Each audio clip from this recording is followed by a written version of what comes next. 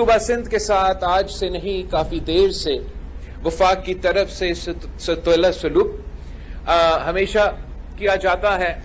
जो आपके वसाइल है वो पूरी तरीके से किसी किसी बहाने पे नहीं मिलते।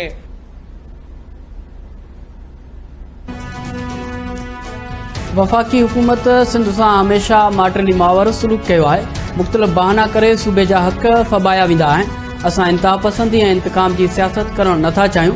को भी कम दोस्ती यारी में न थींदो। कारोबारी तबको भी उहो ही कम कंदो जंहिंमें फ़ाइदो नज़र ईंदो। पीपल्स पार्टी चेयरमैन बिलाल भुट्टो ज़रदारी जो शहीद जुल्फकार अली भुट्टो एक्सप्रेस वे जे इफ्तिताही तकरीब के खिताब। बिलाल भुट्टे चयो त पीपल्स पार्टी 3 नस्लनि खां कराची की तरक्की में किरदार अदा करे रही है। मुस्तफ़ा कमाल खां पुछी वठो। कराची लाइ सभ खां वधीक फंड आसिफ अली ज़रदारी ॾिना।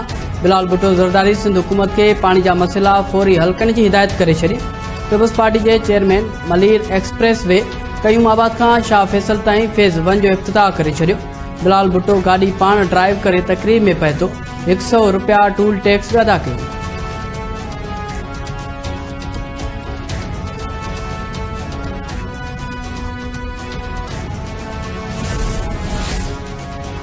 समूरे मुल्क जा मोटरवेज ठही विया। रुगो हैदराबाद सखर मोटरवे ठही न सघियो।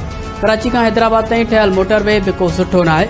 वफाकी हुकूमत के चवां थो त पंहिंजी ज़िम्मेवारी पूरी करे। सिंध के वॾे वज़ीर सैयद मुराद अली शाह जो शहीद जुल्फकार अली भुट्टो एक्सप्रेस वे की इफ्तिताही तकरीब के खिताब।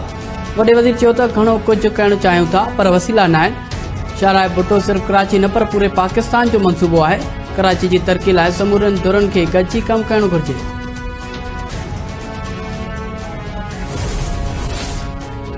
पाकिस्तान समेत मुस्लिम मुल्क न्याणी की तालीम में चैलेंजिस के मुंह जी रहा है। पाकिस्तान में 2 करोड़ 20 लख ॿार स्कूल का बाहर आहिनि जिनमें अक्सरियत न्याणी जी आहे।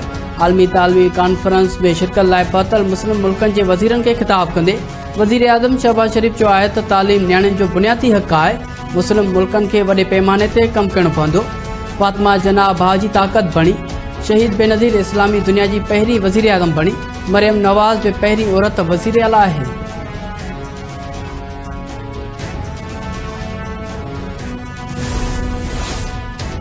बानी पीटीआई के बयान का गालन जो जवाब नथो रहे। मुलाकातुन के सियासी मकसदन लाइ इस्तेमाल के पे वने। हुकूमत पीटीआई बानी के परदे या बनीगाला मुंतकिल करण की आछ नाहे कई। नून लीग अगवान ख्वाजा आसिफ चयो आहे त हुकूमत 3 सालन खां पीटीआई के हर साजिश के नाकाम बणायो। मईशत सदे रस्ते ते अची वई आहे।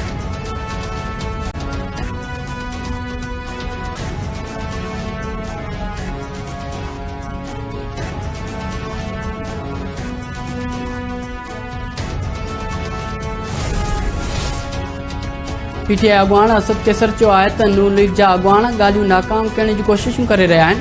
उहे चवंदा त बानी पीटीआई ट्वीट करे थो। हुकूमत बानी सां मुलाक़ात कराइण जो वाइदो करे हाणे बहाना करे रही आहे। न असां कंहिं ख़ौफ़ में मुब्तला आहियूं न कंहिंखां डिॼूं था। मुल्क जे ख़ातिर हिकु क़दम अॻिते वधण जी कोशिश कई। सिर्फ़ मुल्क जे करे पंहिंजनि ख़दशनि तां हथु खयो। ॻाल्हियुनि बाबति कमिटमेंट ते क़ाइमु आहियूं।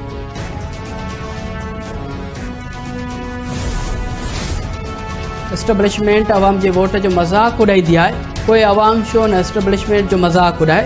एस्टेब्लिशमेंट जो गैर सियासी थियण बे सियासी होंदो है। जेयूआई सरबराह मौलाना फजल रहमान चयो आहे त पार्लियामेंट में मदरसन बाबत कानून साज़ी थी चुकी है।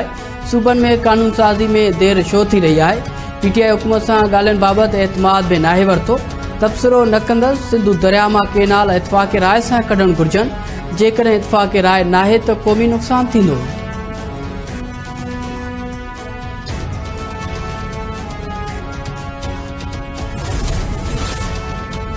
सिंधु बचायो तहरीक जो हैदराबाद का मीरपुर खास ताईं बेदारी मार्च। सुभाणे उमरकोट में भी जलसो थींदो।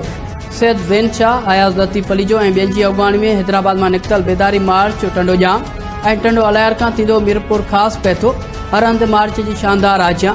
मीरपुर खास में जलसे के खिताब कंदे अॻुवाणनि चयो त हुक्मरान इक़्तिदार जी लालच में सिंध जा वसीला खपाए रहिया आहिनि।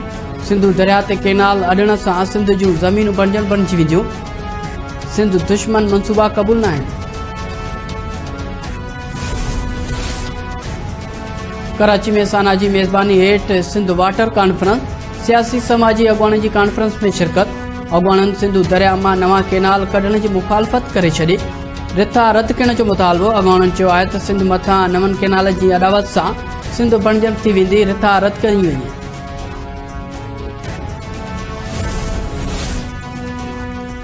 पीटीआई बानी जेल में छा खाईंदो आहे, पंजाब जी इतलात वारी वज़ीर उज़मा बुखारी ॿुधाए छॾियो। संदसि चवणु आहे त पीटीआई बानी जेल में नट्स ऐं इम्पोर्टेड चॉकलेट खाए थो। एनआरओ न ॾियण जूं ॻाल्हियूं कंदड़ अॼु पाण गोॾनि ते वेही एनआरओ घुरी रहिया आहिनि।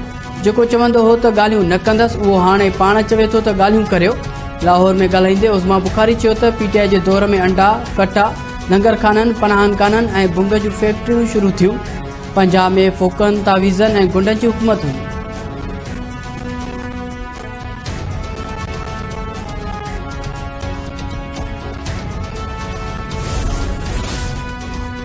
पाकिस्तान में टैक्स रेट गलत है, जैसे ठीक करने की जरूरत है। एबीआर चेयरमैन जो एतराफ़। लाहौर में एक तकरीब के खिताब कंदे एबीआर चेयरमैन राशिद महमूद लंगड़ियाल चयो त पाकिस्तान गरीब मुल्क है, अक्सर मानू की टैक्स इनकम ही कोन। 60% मानू की आमदनी एतरी है जो हू टैक्स नेट में अचन ही नथा। 40 लख शहरन के घर में एयर कंडीशन्स लगल आहिनि, जेके टैक्स नेट ते पूरो लहन था, पर वे टैक्स नथा ॾियनि। हुकूमत के ॼाण आहे त टैक्स रेट घटि हुअणु घुरिजे।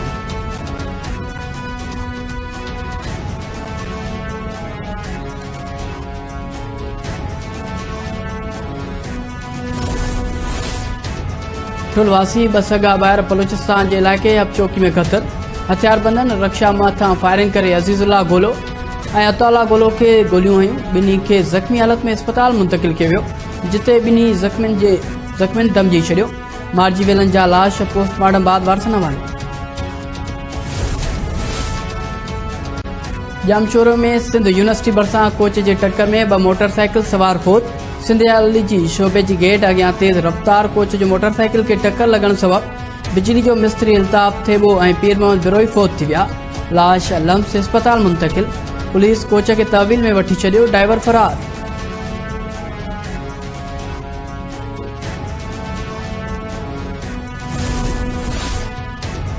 सिंध के नामियारे अदीब, शाइर, सियासतदान ऐं सरवरी जमायत के रूहानी पेशवा मखदूम मोहम्मद ज़मान तालिबुल मौला जी 32वीं वरसी मल्हाई वई। दरगाह नूह के अहाते ते कुरान ख़वानी। गादी नशीन मखदूम जमी ज़मान मज़ार ते चादर चाढ़े दुआ घुरी। बिलाल भुट्टो दरदारी चयो आहे त तालिबुल मौला पंहिंजी ज़िंदगी इंसाफ़, जमूरियत ऐं इंसानियत लाइ वक़फ़ कई। उबाड़ो भरिसां 5 ॾींहं अॻु गुडू लिंक रोड तां मुबैना तौर अगवा थियल 3 ॼणा बाज़ियाब। एसएसपी गोटकी जो चवणु आहे त मुख़्तलिफ़ थाणनि जी पुलिस खंभड़ा थाणे जी हद में क्रास बंद वटि मज़ारी गैंग के ॾोहारनि ख़िलाफ़ कार्रवाई करे अगवा थियल बोस बख्श गोलो, सरदार नियाज़ी ऐं नदीम अहमद दश्ती के बाज़ियाब कराए वरितो आहे।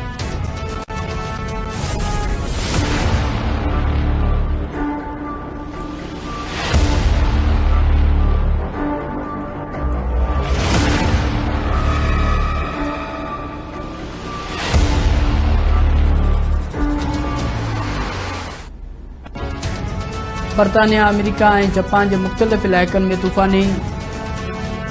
बर्फानी तूफ़ान ज़िंदगी जो कारोबार मफलूज बणाए छॾियो। बरतानिया में रत ॼमाईंदड़ थधि सबबि शहरी घरनि ताईं महदूद। स्कॉटलैंड में पारो काटू अहिड़ा ताईं किरी पियो। बर्फबारी सबबि मुख्तलिफ इलाक़नि में बंद कयल तालीमी इदारा भी खुली न सघिया। अमेरिका के ॾखण ओभर वारनि इलाइक़नि में भी बर्फानी तूफ़ान सबबि तबाही। मुख्तलिफ हादसनि में 7 ॼणा फौत थी विया। जापान के साहिली पट्टी में बर्फबारी जो सिलसिलो जारी। उत्तर वारनि इलाइक़नि में 10 फुटनि ताईं बर्फ़ पई। ट्रैफिक जो निज़ाम डावाडोल।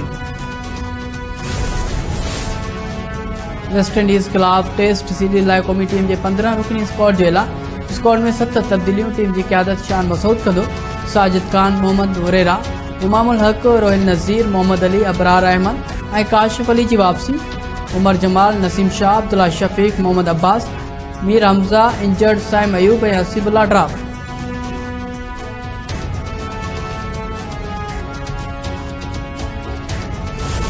American super hero film captain America brave new world जो आखिरी ट्रेलर जारी। एक्शन से भरपूर फिल्म 14 फरवरी से सिनेमा घरनि की ज़ीनत बणजंदी।